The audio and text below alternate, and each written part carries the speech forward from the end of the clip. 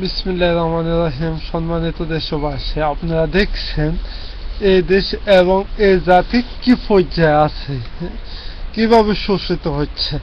আজ গাজীপুরে হরতালে জায়গায় 146 ধারা জারি করা হয়েছে। বিএনপি নেত্রীর মিটিং এ 146 ধারা জারি। সম্মানিত দেশবাসী, আপনারা জানেন 146 ধারা যদি জারি করা হয় কিন্তু সবার জন্য একই সমান আইন। আইনটা এখন পর্যন্ত বাকশালী কায়দায় ব্যবহার করা হচ্ছে। ওইখানে 146 ধারা জারি করার পর ওইখানে দেখা গেছে আওয়ামী সন্ত্রাসী নেতৃবৃন্দ ওইখানে মিটিং করে এবং মিছিল করে। হাসিনা লজ্জায় বাঁচে না। এটা তাদের কর্মকাণ্ড, সন্ত্রাসী কর্মকাণ্ডে আর কতদিন দেশ এবং জাতিকে শোষিত করা হবে।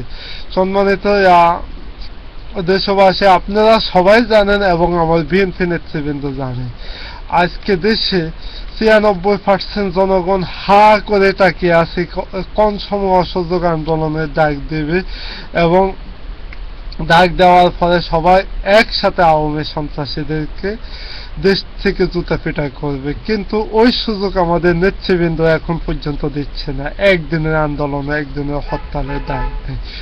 ওই হরতালের ডাকে কি হয়, দেশের 3 নেতৃবৃন্দ জেলখানায় যায়, তারা পিঠা খায়, তাদের হার্ট গুড করে দেয়। কিন্তু এইভাবে আর কতদিন এভাবে কি আন্দোলন চলে এবং দেশ এত বড় শক্তিশালী সন্ত্রাসীর হাত থেকে আমরা কি দেশকে এভাবে রক্ষা করতে পারবো? সম্মানিত নেতৃবৃন্দ, আপনাদের কাছে আমার এই প্রশ্ন।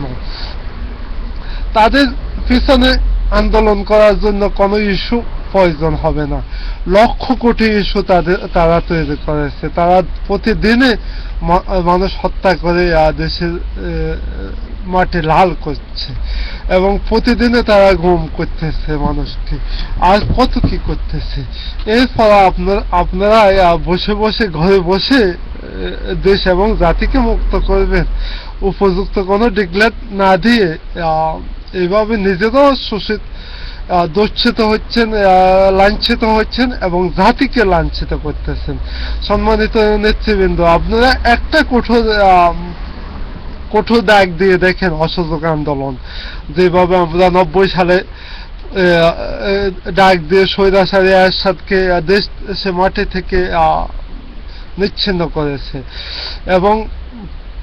এবং সেভাবে ওই সময় কিন্তু এরশাদের বিপক্ষে কিন্তু 96% জনগণ অবস্থান নেই। আজকে কিন্তু আওয়ামী সন্ত্রাসী সরকারের বিপক্ষে 96% জনগণ অবস্থান নিয়েছে, তারপর তাদেরকে কিছু করা সম্ভব হচ্ছে না। সম্মানিত দেশবাসী, আপনারা জানেন এবং আমার নেতৃবৃন্দ জানে।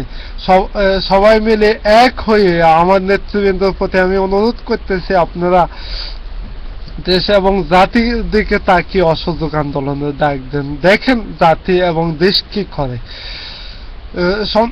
সম্মানিত দেশবাসী, আমি আমার নেতৃবৃন্দর দিকে এই প্রশ্নের জবাব এবং অসহযোগ আন্দোলনের ডাকের অপেক্ষায় আছি। সম্মানিত দেশবাসী, অবশ্যই আমাদের নেতৃবৃন্দ অসহযোগ আন্দোলনের ডাক দেবেন।